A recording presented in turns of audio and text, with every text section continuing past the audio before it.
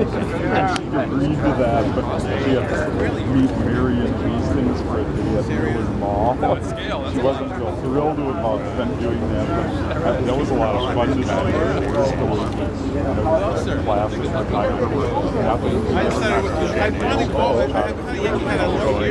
context of the environment. Oh, I love his frame. It was artistic. Yeah, no, they always had something in the board around, like a situation or something, cart will right. You really raise the picture and the depth like that. I bet they love this change. High volume. Yeah, they can put a lot of people in Is Tom Green still around? Oh yeah, he volunteers on Wednesdays. Okay, He does like yeah, that I've just been told that the buffets are open, and if you wish, you can go ahead and get the buffet while I continue to narrate.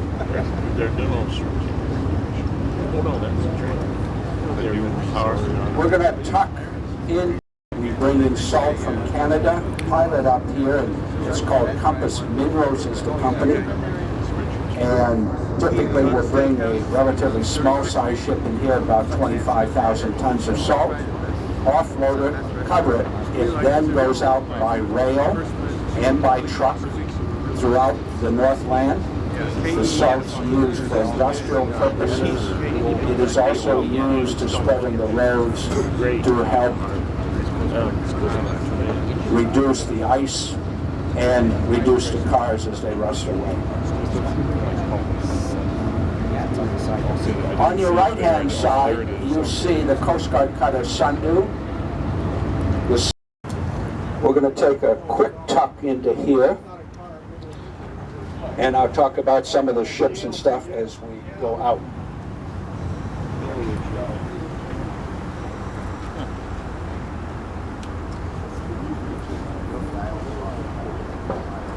You see a tug up ahead on the left-hand side. That's the old tug Essions. It's a former Army Corps of Engineers tug. And behind it, some dredge equipment. I'm sorry, ahead of it, some dredge equipment, which unfortunately has sunk into harbor. As we head back out of the slip, on the vessel's starboard side, your right-hand side, you will see a bushels. It handles 100-car unit trains. Okay. Yeah, I think he's on first at It can accommodate up to 220 rail cars at once. The next elevator, elevator B, is the older part of the facility. It no longer loads ships for export. Instead, it's used to receive grain. Primarily, the grain comes in from Canadian ships. And they'll bring in barley that is used for brewing. And then that's in turn shipped to Anheuser-Busch in St. Louis, Missouri. And some of it is then transshipped on to Guinness and Anheuser-Busch breweries in Ireland and England. We're also passing some. They recycle the asphalt from the road building and receive loads of stone coming in by ship.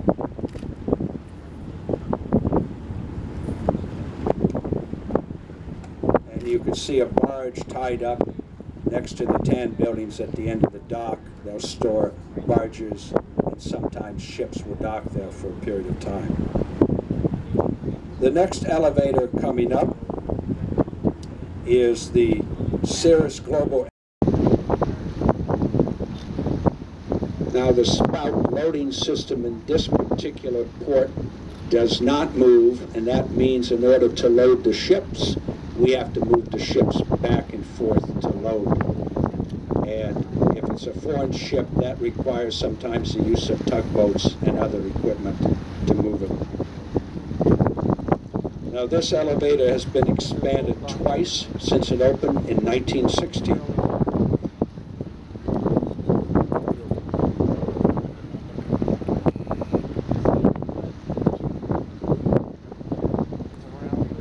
Originally, it was a wooden elevator. It was destroyed by a spectacular fire in 1978 that also destroyed the ship alongside the elevator. The next dock that you see coming up is setting up a rail, vessel, and truck intermodal terminal there.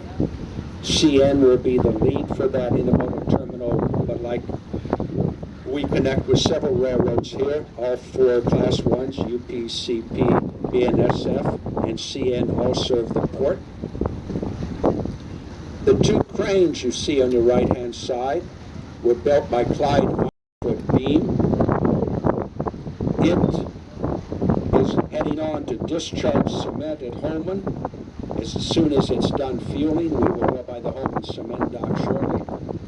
And then it will shift to Riverland, where we just passed, and load grain, wheat, sometime on the 3rd of October. Typically, these vessels crew out with 17 to 20 mariners.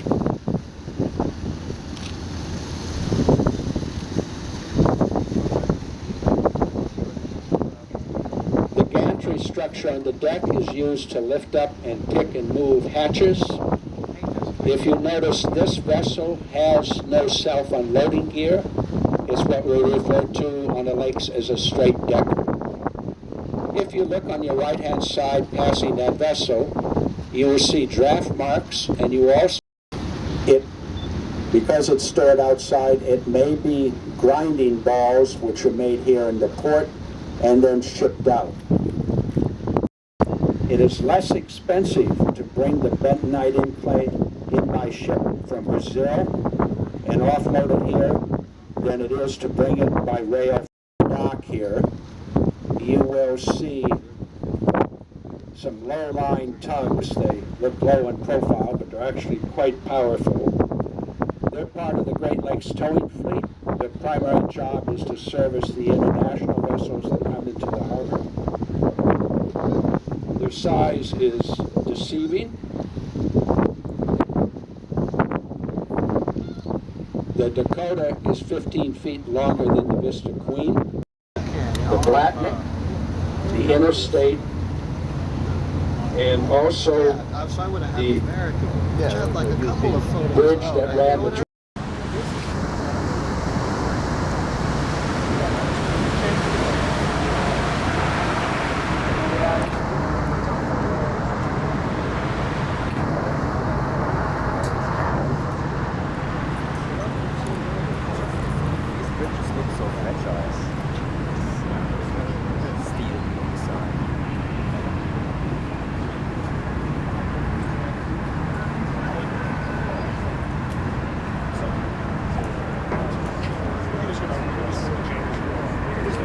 As we pass by Bird Island on your right-hand side, just past the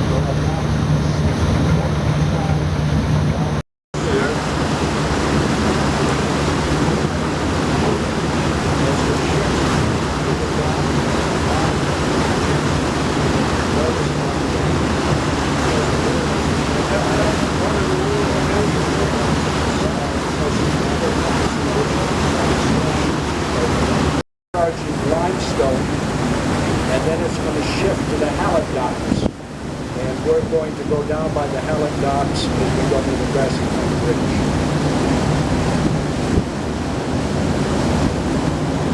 Is now picking up a partial load of iron ore pellets, so sometimes we will carry two different products on the vessel.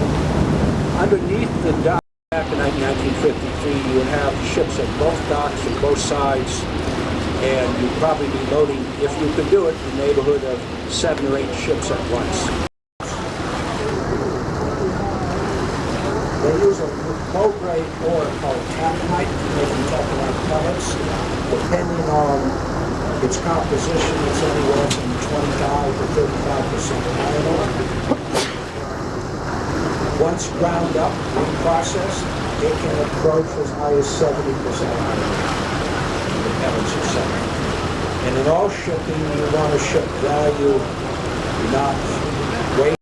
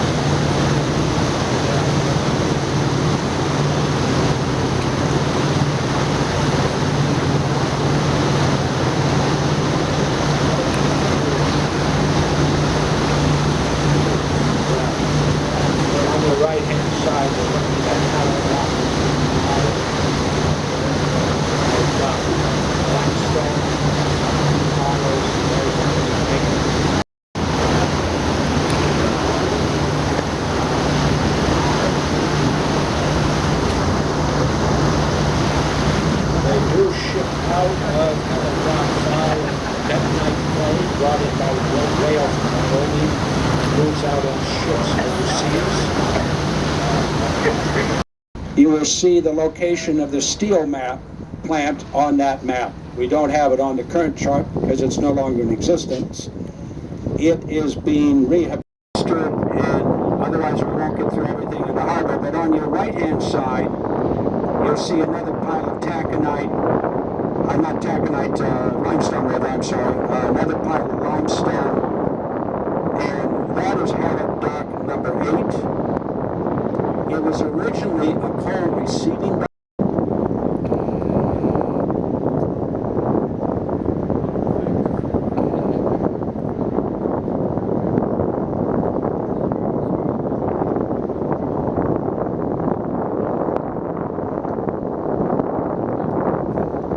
Now, as we passed by the bridge, some of you may notice some artifacts hanging on the side of the bridge. Pleasure boaters do that, don't ask me why, but it's become a tradition in the harbor.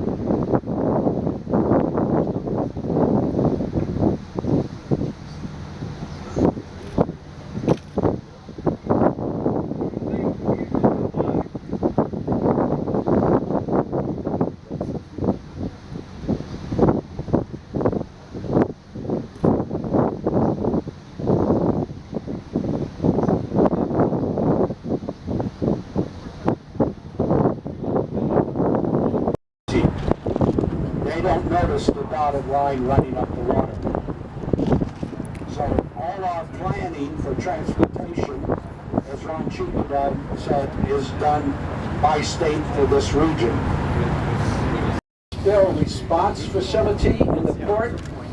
If there's an oil spill or anything else that happens, by law we have to have on standby facilities to go out and contain and, if possible, clean up the spills.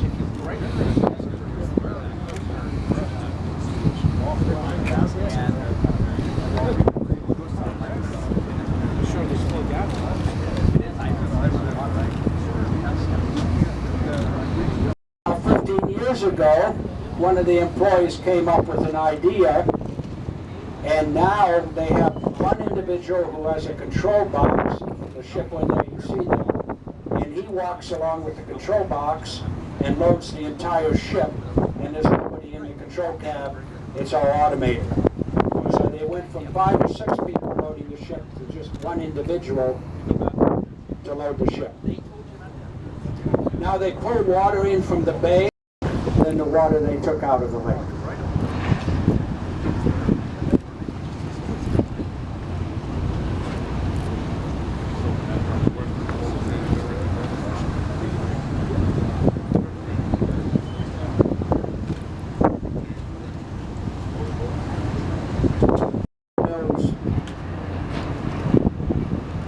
terminal, elevators S and X. Now the outer section of the terminal is a dark brown steel loading house known as elevator S. It opened in 1900. At that time it was the world's largest grain elevator. And it still loads 15 to 25 ships a year, an 1,800-foot dock. Reduced the insurance bills by about tenfold when they went from wooden elevators to concrete elevators. If you notice next to the elevator, the mound looks like a rail bed. Indeed, it was the last one to be built without a self-unloader, and the last vessel constructed by Manitowoc Marine in Manitowoc, Wisconsin. And notice all the geese, they spill a little grain now and then, and so we have a very robust, if somewhat obese grain goose population.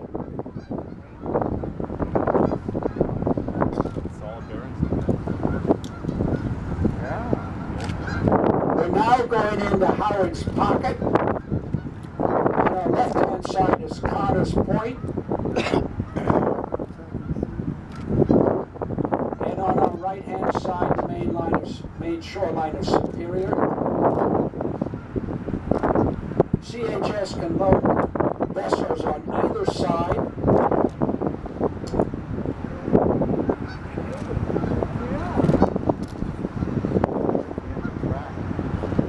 Firefighters, port security, other control back. And I don't know.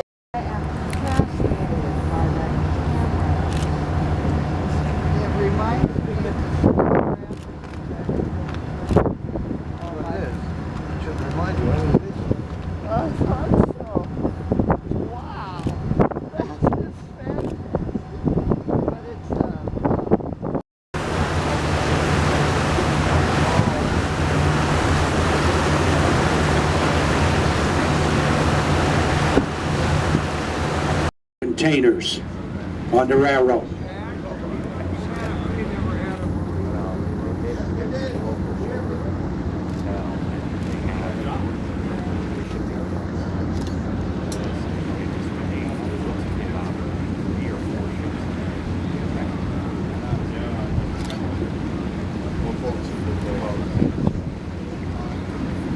The blue water tower marks the old Georgia Pacific plant, which is no longer in operation, but was purchased by Jeff Foster. Yes, the same Jeff Foster owns the Sundew.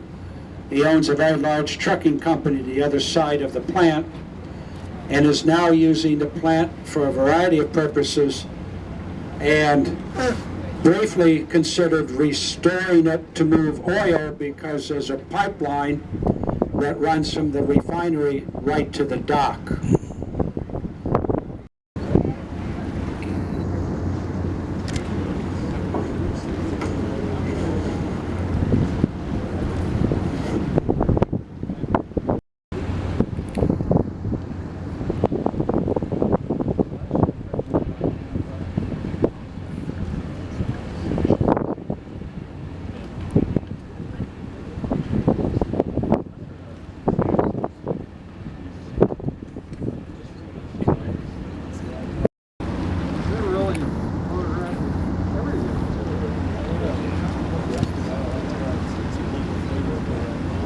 The next dock facility. That's kind of funny how that is.